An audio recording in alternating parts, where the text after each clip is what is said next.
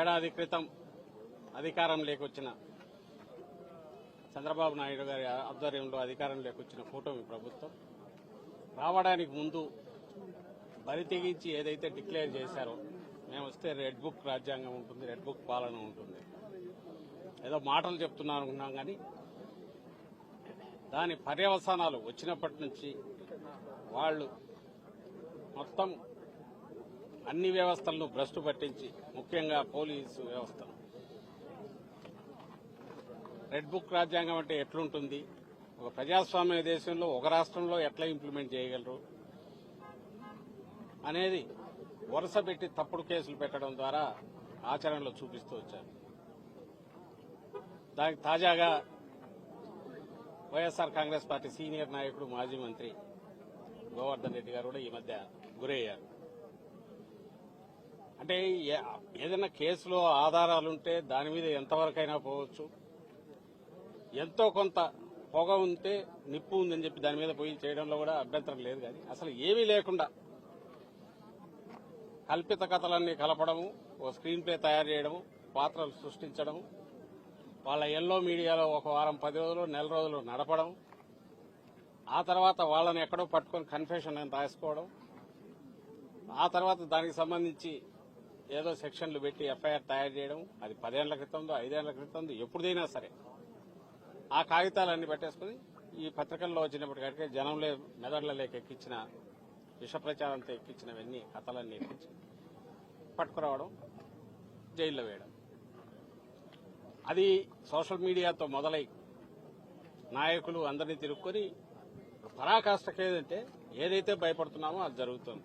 సామాన్య ప్రజలు కూడా దానికి పూర్తిగా ఇదే. ఒక్కసారి నీకు వ్యవస్థ దెబ్బతిన్నాక, విశృంఖలత్వం వచ్చాక, ఎవరికి జవాబుదారీతనం లేనప్పుడు ఏం జరుగుతుంది అనేది ఏడాది తర్వాత ఇప్పుడు చూస్తున్నాం.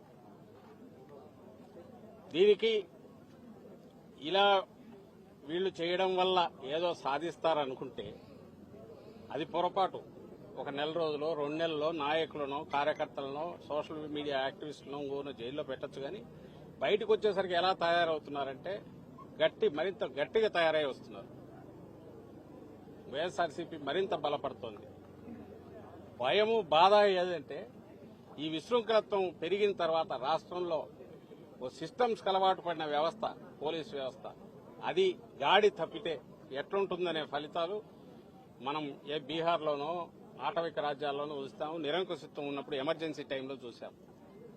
ఇప్పుడు మళ్లీ అది రుచి చూపిస్తున్నారు. మళ్లీ వెనక్కు తెచ్చుకోవడం కష్టం. చంద్రబాబు నాయుడు గారికి అది తెలిసినట్లేదు. రెండవది, నువ్వు నాటిన విత్తనం ఈరోజు ఏదైతే రేపు దాని ఫలాలు ఎట్లుంటాయనేది కూడా ఆయన ఊహించట్లేదు. భయంకరంగా ఉంటాయి. ఇంత సింపుల్ అనుకోరా. కేసులు పెట్టచ్చు ఎవడి మీద అయినా, ఇద్దరు కలిసినా లేదా ఒకరిద్దరు ఫోన్లో మాట్లాడుకున్నా దాన్ని బేస్ చేసుకుని ఒకటి పట్టుకొచ్చి కాళ్ళు ఎరగొట్టి కన్ఫెషన్ రాయించుకుంటే వరుస పెట్టి 10 మందిని జైల్లో తోయొచ్చు, హెరాస్ చేయొచ్చు. ఏదంటే అది స్థానిక సంస్థల ఎన్నికల్లో చూశాం, ఈ మధ్య జరిగిన ఉప ఎన్నికల్లో, నిన్నటికి నిన్న తెనాలిలో చూశాం. కేసు ఏదన్నా తప్పులు చేస్తే కేసు పెట్టచ్చు, తప్పులేదు. రోడ్డు మీద కూర్చోబెట్టి సినిమాల్లో కదా మనం చూసి భయం వేస్తుంటది, ఒళ్ళు గగురు పోస్తుంది. కాకి డ్రెస్ వేసుకుని బూట్కాలు కళ్ళ మీద పెట్టి లాఠీలతో బాదుతున్నారంటే మళ్ళీ లాఠీ మార్చి లాఠీ. అసలు ఎక్కడున్నాం మనం? ఇదంతా దేని ఫలితం అంటే ఏడాది క్రితం వచ్చిన వీళ్ళ రెడ్ బుక్ పాలన ఫలితం. నిన్న చూశాను, అసలు ఎక్కడున్నామో కూడా అర్థం కాలే. ఈ జిల్లాలో కావలిలో ఎక్కడో ఏదో స్టేజ్ మీద మొత్తం బట్టలు లేకుండా డాన్స్ చేస్తున్నారు. అసలు దానికేం ఎక్కడ ఇంతవరకు ఎప్పుడు ఇట్లా జరగల. ఎక్కడన్నా కొండల్లోనో ప్రైవేట్ గెస్ట్ హౌస్లోనో ఎక్కడైనా జరిగితేమని అనుకోవచ్చు. ఎవరు పట్టించుకునేవారు. మన సొసైటీలో, సభ్య సమాజంలో ఓపెన్ గా జరుగుతున్నాయి ఇవన్నీ. ఎందువల్ల ఇది సిస్టమ్ ఫెయిల్ అయిపోయింది.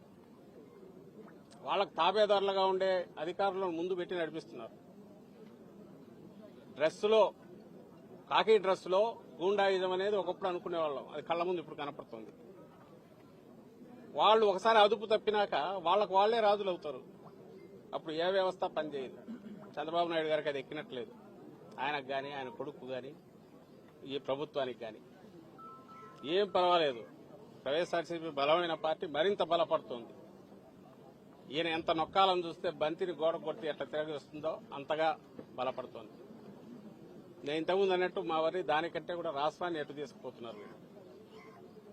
తాము చెప్పిన ప్రామిస్లు ఏది చేయలేక క్వశ్చన్ చేసే వాయిస్ ఎక్కడుంటే అక్కడ దాన్ని నొక్కడానికి, మిగిలిన వాడు ఎవడు గొంతు విప్పకుండా బెదరగొట్టడానికి టెర్రర్ క్రియేట్ చేశారు. ఈ టెర్రర్ను మరింత ప్రచారం చేసి ఎంటైర్ సమాజాన్ని దాన్ని భయపెట్టి అదుపులోకి తెచ్చుకోవడానికి ప్రచార సాధనాలన్నీ ఫుల్ ఉపయోగిస్తున్నారు. ఈ సందట్లో దోపిడీ భయంకరంగా సాగిస్తున్నారు. ఇది ఇప్పుడు జరుగుతున్న 1 year తర్వాత, ఈ పాలన తర్వాత. ఈరోజు కాకాని గోవర్ధన్ రెడ్డి గారు గట్టిగా గొంతు వినిపించే నాయకుడు. ఆయన మీద గురి పెట్టినప్పుడే అనుకున్నాం, ఆయన మాట్లాడుతున్నాడు అన్నప్పుడే ఈయన మీద ఒక గురి పెడతారని. సీనియర్ నాయకులు ఎవరుంటే వాళ్ళ మీద గురి పెడుతున్నారు. తద్వారా ఏ రకంగా అయినా సరే పార్టీని బలహీనం చేయాలి, ప్రతిపక్షం అనేది లేకుండా చేయాలని చూస్తున్నారు. అది అసాధ్యం. అందులో వైఎస్ఆర్సీపీ లాంటి పార్టీని, జగన్మోహన్ రెడ్డి గారి లాంటి నాయకుడు, అంత పట్టుదల కలిగిన పటిమ ఉన్న నాయకుడిని వాళ్ళు ఏం చేయలేరు. దానివల్ల ఏమవుతుందంటే పార్టీ మరింత బలపడుతుంది. థ్యాంక్స్ టు చంద్రబాబు నాయుడు గారు. ఎస్, 2 నెలలు అందరం పోవచ్చు. వాళ్ళు ఎవరి మీద, అందరి మీద కేసులు ఉన్నాయి, ఎప్పుడైనా పోవచ్చు. అంతకుమించి చేసుకోగలిగేది ఏం లేదు. కానీ తనకు రాజకీయంగా ఇంకా పూర్తిగా ఉనికి లేకుండా చేయాలని ప్రజలు ఇప్పటికే ఏడాది తిరగక ఉంది. ఇది కూడా ఏ చరిత్రలో ఏ పార్టీకి ఇంత బలంగా ఫలితాలు తెచ్చుకొని విజయం సాధించిన ఆ కూటమి లేదా ఆ పార్టీకి ఇంత త్వరగా అయితే జనం ఆల్రెడీ దానికి పాడగట్టాలని డిసైడ్ చేసుకున్నారు. ఈ పాలనకు అనేది 1 year తర్వాతనే బయటికి రావడం అనేది బహుశా ఏ చరిత్రలో ఉండదు, ఇక్కడ జరుగుతుంది. దీని ఫలితాలు రాను రాను భయంకరంగా ఉంటాయి. ఇప్పటికైనా రియలైజ్ అయ్యి సిస్టమ్స్ గాడిలో తెచ్చుకోకపోతే ఆ తర్వాత దాన్ని మళ్లీ గాడిలోకి తీసుకురావడం అసాధ్యమైన విషయం ఆయన గుర్తించాలని ఆశిస్తున్నాం. గుర్తించకపోతే ఆయన కర్మ. వచ్చే కాలంలో ఎట్లుంటాయి ఫలితాలంటే ఇంకా భయంకరంగా ఉంటాయి. ఈ విషయం కూడా ఆల్రెడీ చెప్తూనే ఉన్నాం. ఎప్పటికైనా రియలైజేషన్ వస్తుందని, రావాలని ఆ దేవుణ్ణి కోరుకుంటున్నాం. Thank you sir. ముఖ్యంగా రాష్ట్రంలో మొత్తం రెడ్ బుక్ రాజ్యాంగం నడుస్తుంది, ప్రజాస్వామ్యంలో ఆ రాజ్యాంగం లేదని చెప్పి అందరూ అంటున్నారు. అదే క్రమంలో ఎన్ని జరుగుతున్నాయి అనుకోవచ్చా? నేను అదే అంటున్నా కదా, ప్రకటించినారు. అది కూడా ఏదో పాలన లేకొచ్చి నాకు చేయడం కదా. మళ్లీ చెప్తున్నా, వైఎస్ఆర్సీపీ హయాంలో మీరు ఏ కేసులన్నా చూడండి, మా హయాంలో, జగన్మోహన్ రెడ్డి గారి హయాంలో ఖచ్చితంగా ఇంక్లూడింగ్ చంద్రబాబు నాయుడు గారిని అరెస్ట్ చేసిన. ఇట్లా చేయాలంటే ఆయన వచ్చిన 3 నెలలకు వేసిండొచ్చు చంద్రబాబు నాయుడు గారిని, జగన్మోహన్ రెడ్డి గారు అనుకోండి. ఎందుకంటే కేసులు ఉన్నాయి. అయితే ఇన్వెస్టిగేషన్ జరగాలి, ఆధారాలు దొరకాలి, ఉండాలి. ఆధారాలు ఉన్నాయి. మేం కాదు, సెంట్రల్ గవర్నమెంట్ పెట్టిన కేసులు ఉన్నాయి. ఇన్కమ్ ట్యాక్స్ డిపార్ట్మెంట్, జీఎస్టీ వాళ్ళు పెట్టిన కేసులు ఉన్నాయి. అలాగే మిగిలిన అచ్చెన్నాయుడు మీద పెట్టిన, అంగోడి మీద పెట్టిన ఉంది రికార్డులో. వాళ్ళ సంతకాలు, వాళ్ళవో ఆ స్కామ్ జరిగిందంటే దాంట్లో ఇన్వాల్వ్మెంట్ ఉండడము ఉన్నాయి. ఇట్లా అయితే అసలు ఏమీ ఉండదు. ఏ కేసుకు సంబంధించిన ఆరోపణలు ఉండవు, తయారవుతుంది. లేదా 10 ఏళ్ల క్రితం ఏదో ఉంటుంది. ఆ 10 ఏళ్ల క్రితం ఎవడో ఎక్కడో ఏదో అన్నాడని తెచ్చి పోసాని కృష్ణమూర్తి లాంటి వాళ్ళతో అది కూడా పెట్టినారు సినిమా ఆర్టిస్ట్ మీద. ఈ పని ఎవరు మేము చేయలేమా? రేపొస్తే అధికారం లేకొస్తే. ఇప్పుడు అదేదో ఒక నటి ఆమె కేసు, పోలీస్ ఇన్వెస్టిగేషన్ అయిపోయి ఆ కేసు ఉండగానే ఆమె కంప్లైంట్ తీసుకొని ఇంకొక కేసు బుక్ చేసి ఆల్రెడీ ఒక ఐపీఎస్ అతను, రిటైర్డ్ అతను ఇదే అయిపోయాడు. ఇప్పుడు డీజీ స్థాయి అధికారి జైల్లో ఉన్నాడు. నిన్న బెయిల్ వచ్చింది.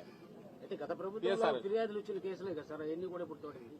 గత ప్రభుత్వంలో ఫిర్యాదు వస్తే చేయొద్దనట్లా విచారణ దర్యాప్తు జరపాలా, తర్వాత ఇంట్రాగేట్ చేయొచ్చు, అన్ని చేయొచ్చు. ఆధారాలు లేకుండా కన్ఫెషన్ అనే పేరుతో ఎవరో వచ్చి ఇదిగో నేను ఇట్లా అన్నాడు అనగానే ఎత్తి జైల్లో పడేయడం ఎట్లా, అది కరెక్ట్ అవుతుందా? అలాగే ఇంకొకటి కన్ఫెషన్ సంతకాలు కూడా ఉండవు, ఎవరికి వాళ్ళే రాసుకుంటారు. అది ఎవరైనా రేపు చంద్రబాబు నాయుడు గారి డైరెక్షన్ మీద ఈ పని చేశానని రేపు వస్తే చంద్రబాబు నాయుడు గారిని చేయొచ్చా? ఈ క్వశ్చన్ అందరికీ అప్లై అవుతుంది.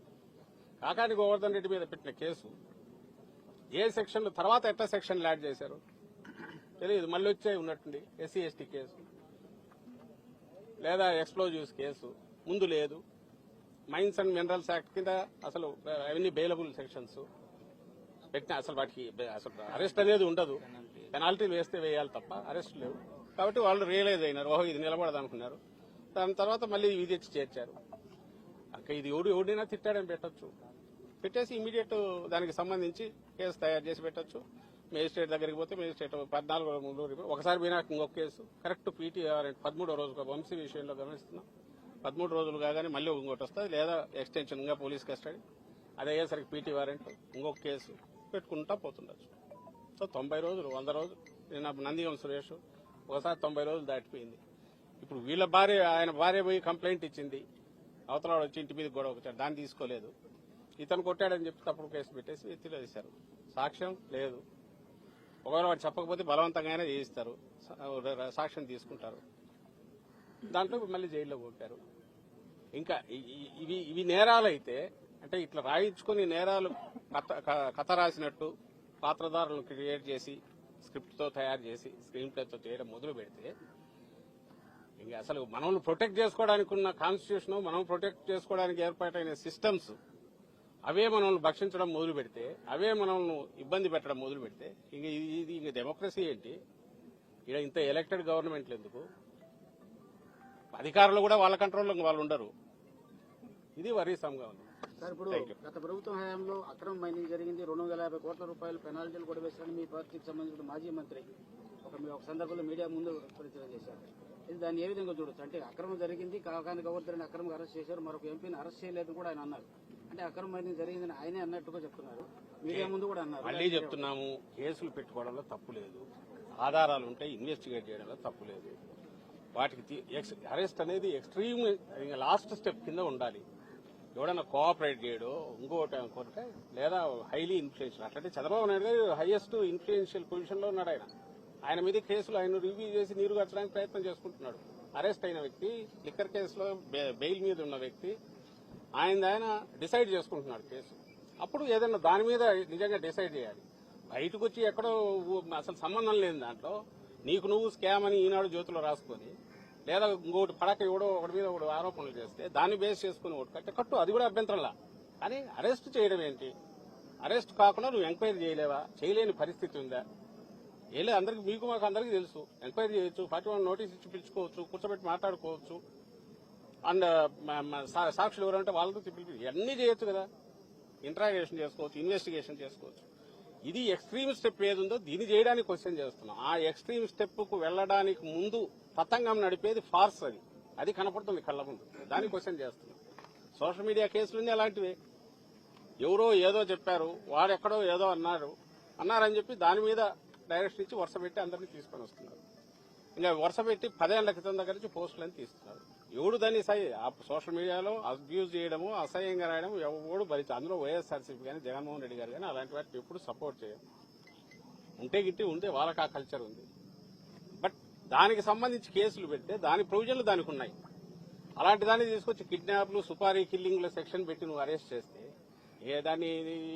దానికి అంతెక్కడుంది? దీన్ని మేము క్వశ్చన్ చేస్తున్నాం. ఇది తప్పు. ఆ తప్పు ఎక్కువ చేసే కొద్దీ సిస్టమ్ కొలాప్స్ అయితే అది అందరికీ చుట్టుకుంటుంది. అది ఈ రోజు మాకు ఇదైంది, మొదలైంది, ఏం పర్లేదు, పోతే నెల 2 నెలలు ఉంటాం వస్తాం. ఎందుకంటే పాలిటిక్స్ లో ఉన్నాక ఈ మధ్య జగన్మోహన్ రెడ్డి గారు ప్రిపేర్డ్నెస్ అనేది ఉండక తప్పేట్లేదు, అరెస్ట్ అనేది తప్పేట్లేదు.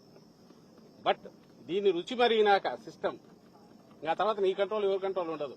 దారుణ ప్రతి ఒక్కరికి తగులుకుంటాయి. అది సులభం. ఓ పవర్ఫుల్ పొలిటికల్ పార్టీ వాళ్ళే ఇంత క్యాజువల్ గా చేయగలిగినప్పుడు సామాన్యులో మీలాంటి జర్నలిస్టులో ఇంకా బయట కూడా నా వాయిస్ రైజ్ చేయాలనుకున్నాడు, వాళ్ళ పరిస్థితి ఊహించుకోండి ఎట్లుంటుందో. అది ఇంకా దారుణంగా ఉంటుంది. పెట్టింటారు చాలా మంది. Thank you.